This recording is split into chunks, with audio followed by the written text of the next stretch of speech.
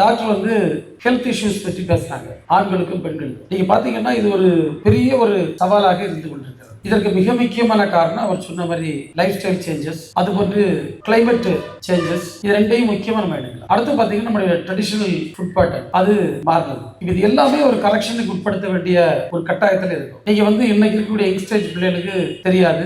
நாங்க வந்து என் லைஃப்பை பற்றி நான் அடிக்கடி யோசித்து பார்ப்பேன். காலமாக பார்த்தீங்கன்னா எந்த வசதியான வீடாக இருந்தாலும் அவங்க வந்து பிள்ளைகள் தோட்டத்துக்கு போக வேண்டிய சூழல் இருக்கு. தோட்டத்தில் போவோம், கொஞ்சம் மண் வெட்டுவோம், தேவைப்பட்ட 2 மரத்தில் ஏறுவோம், ஏறிதான் ஆகணும். அதுக்கப்புறம் பார்த்தீங்கன்னா ஆறு குளத்துல தான் குளிப்பேன். நம்ம யாருமே வீட்டில் குளிக்க பழக்கமே இருக்காது. அப்படி குளிக்கணும்னாலும் பக்கத்தில் கிணறு இருக்கும். கிணத்துல வந்து தண்ணியை நம்ம தூக்கி வச்சு குளிக்கணும். இல்லை நாங்கெல்லாம் சின்ன பையனுவன் கிணத்துக்குள்ளே இறங்கிடுவோம். கயரை மட்டும் பக்கத்தில் தென்னையில தான் கட்டிட்டு பிடிச்சிக்கல இறங்கி, நான் எல்லாம் ரொம்ப ஹைட்டான கிணத்துக்குள்ளெல்லாம் இறங்கி மேலே ஏறி வந்துடுவேன். இன்னைக்கு அதெல்லாம் திங்க் பண்ணவே முடியாது, நம்ம லைஃப்ல இல்ல. எங்க அம்மா ஹெட் மாஸ்டர் சண்டை போட்டு விரட்டுவாங்க. நேரம் இறங்கி போய் ஃப்ரெண்ட்ல முதல்ல போறது வந்து இந்த வெயில் காயங்கன்னு சொல்லுவோம். மழை பெய்யலன்னா எல்லாம் வெயில்ல போய் காலைல சூரிய வெளிச்சம் வரைச்சு போய் உட்காரு. அப்புறம் இவங்க டீ எல்லாம் வந்து திட்டி விரட்டுன பிறகு தான் அதுக்கப்புறம் அடுத்த வேலைக்கு போவோம். இப்போ இன்னைக்கு இந்த பழக்கமே நம்ம பிள்ளைகள்ட்ட எங்கேயுமே இல்லை. உணவு பார்த்தீங்கன்னா கன்னியாகுமரி உணவு வந்து ரொம்ப ஸ்ட்ராங் உணவு. ஏன்னா எல்லாரும் வந்து பதநீர் குடிப்போம், தோட்டத்துக்கு பிறகு இளநீ குடிப்போம், மீன் நல்லா சாப்பிடுவோம், கிழங்கு நிறைய சாப்பிடுவோம். அதுக்கப்புறம் பார்த்தீங்கன்னா மீட்டு இறைச்சி வகைகள் நிறைய சாப்பிடுவோம். நாட்டுக்கோழி எல்லா வீட்லயுமே இருக்கும், இல்லாத வீடு இருக்காது. நம்ம வந்து உளுந்து, சிறுபயறு, காணம், துவரம்பருப்பு இதெல்லாம் ரொம்ப காமன்லி அவைலபிள். சாதாரணமா சாப்பிடுவோம். தேங்காய் சும்மா உடைச்சி கருப்பட்டிச்சு சாப்பிடுவோம், பதநீர் குடிப்போம். இதுல ஏதாவது உங்க பட்டியலில் போய் இருக்கா? ஒண்ணு கூட இருக்காது. நான் இதுல சேலஞ்ச் பண்ணி சொல்ல, கருப்பு காணம் சாப்பிட்டா இப்போ உள்ள பிள்ளைகளுக்கு இது டைஜஸ்டே ஆகாது. அந்த அளவுக்கு வந்து அவங்களுடைய ஹெல்த் கண்டிஷன்ஸ் வந்து கீழே போயிருக்குன்னு நான் சொல்ல முடியும். நீங்க என்ன பாத்தீங்கன்னா வீட்டுக்கு தண்ணி எடுக்கணும்னா எங்க வீடு கருங்கல்ல உயரமான இடம், ஒன்னில் கீழே அணைஞ்சு கொடுன்னு ஒரு பகுதி உண்டு, இல்லைன்னா இந்த பக்கத்துல வந்து வெற்றில போட்டான்னு வரணும். எங்க வரணும்னாலும் அந்த குடம் அவ்வளவு தூரம் தூக்கிட்டு வரணும். ஆம்பளைல நாங்க 2 டின் வச்சு தோலை எடுத்துட்டு வருவோம். அந்த காஃபி மசல்லாம் பார்க்கவே அழகா இருக்கும். ஏன்னா அந்த உயரம் அவ்வளவு ஏறி வருவோம். இன்னைக்கு நம்ம பிள்ளைகள் நடந்து கூட அந்த தூரம் வந்துடாது, அந்த லோடை வச்சுட்டு வரும். நீங்க வந்து எவ்வளவு சைக்கிள் ஓட்ட வேண்டியிருக்க. நாங்கெல்லாம் தோட்டத்துக்கு போய் நல்ல ஒரு மூட்டைக்கு தேங்காய் வெட்டி அதுல வச்சு கொண்டு வீட்டுக்கு வந்து கையிலே வச்சு தேங்காய் தோல் உரிச்சிட்டு மார்க்கெட்ல கொண்டு போவோம். இப்படி அடிக்கிட்டே போகலாம். அப்படி இருந்த வாழ்க்கை இன்றைக்கு எப்படி எந்த நிலையில வந்திருக்கு. ஆனா ஸ்போர்ட்ஸ் கூட நீங்க பாத்தீங்கன்னா வீர விளையாட்டு தான். கபடி, குஸ்தி, நம்முடைய அடிமுறைன்னு சொல்லுவோம், களரி, சிலம்பம்லாம் சொல்லக்கூடிய இதான் இருக்கும்.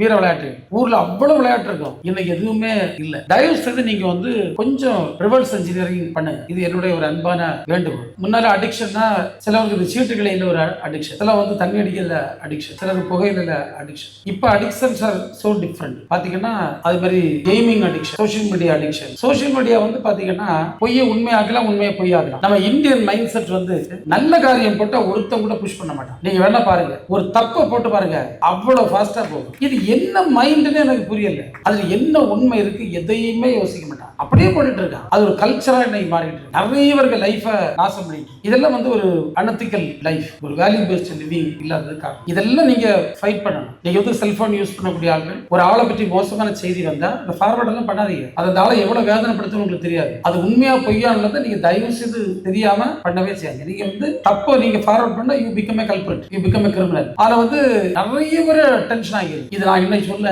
ஆர்டிபிஷியல் இன்டெலிஜென்ஸ் வந்திருக்கு, இன்னும் இது ரொம்ப பெருசா போகும். இப்போ எங்களுக்கு பாலிடிக்ஸ் பாத்தீங்கன்னா ஏஐ ஜெனரேட்டட் கிரிட்டிக்கல் கமெண்ட்ஸ் அனுப்ப தொடங்கிட்டான். அப்ப இப்போ எக்ஸாம்பிளுக்கு என்ன டார்கெட் பண்ணா எனக்கு எதிராக என்னென்ன போடணுமோ அதை ஏஐல ப்ரிப்பேர் பண்ணி வச்சிருப்பான். நான் போடக்கூடிய ஒவ்வொரு போஸ்ட்லயும் அது ஆட்டோமேட்டிக்கா போட்டுரும். ரொம்ப மோசமா வருது. நீங்க கொஞ்சம் பிந்தி எது உண்மை எது பொய்னே கண்டுபிடிக்க முடியாது. இதுக்கெல்லாம் நீ கவுண்டர் மெக்கானிசம் என்ன, எப்படி நம்ம இதை மீட் எடுக்கப்போம். நீங்க சுவாசிக்கக்கூடிய காற்று the most polluted air in the world. India வந்து செகண்ட் பொல்யூட்டர். ரொம்ப நீங்க டெல்லிக்கு போனீங்கன்னா சஃபகேஷன் வந்துடும். லாஸ்ட் வீக் எனக்கு வந்து ஒரு நேஷனல் லெவல்ல ஒரு அவார்டு தந்தாங்க. தி ஐகானிக் லீடர் இன் டைரி ஃபீல்ட்னு தந்தாங்க, ஒரு நேஷனல் லெவல் அவார்டு. அந்த அவார்டு வாங்க போயிருந்தேன். டெல்லி கடுமையான குளிரா இருக்கும், இங்கே மாதிரி இல்ல. சூடு சமயம் வெளியே தலை காட்ட முடியாது, குளிர் சமயம் நல்ல குளிரா இருக்கும். டிசம்பர் ஜனவரி வந்து ரொம்ப குளிர். நான் இப்படி வேட்டை ஷர்ட்லயே போயிட்டு வந்துருவேன். அப்ப நான் போறேன், எனக்கு இப்படிதான் பார்ப்பாங்க, ஸ்ட்ரேஞ்சர் மாதிரி. ஏன்னா யாரையும் அவங்க ரோட்ல பார்க்கவே முடியாது, வித்வுட் ஜாக்கெட் யாரும் வர மாட்டாங்க. அப்ப ஒரு ஃபேமிலி அப்படியே பார்த்துட்டு நின்று பார்த்துட்டு என்கிட்ட கேட்டாங்க, have your managing, is it not chilling கேட்டாங்க. நான் சொன்னேன் it's not a problem, but I am bothered about the polluted air ன்னு சொன்னேன். அவங்க வந்து ஆமான்னு சொல்லிட்டு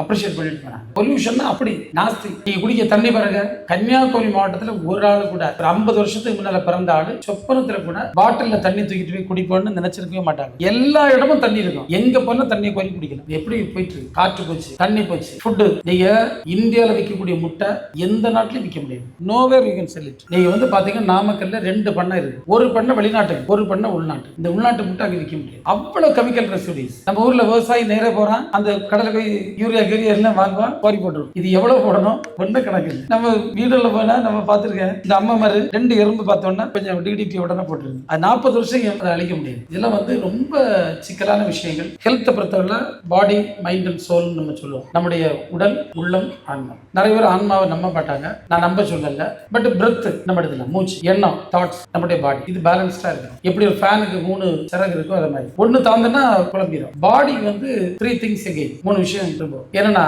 ஒன்னு exercise R work. Work better, இல்லைன்னா எக்ஸசைஸ். செகண்ட் திங் நீங்க பாத்தீங்கன்னா ரெஸ்ட் கண்டிப்பா வேணாம். அது எங்களுக்கு அது இல்லை.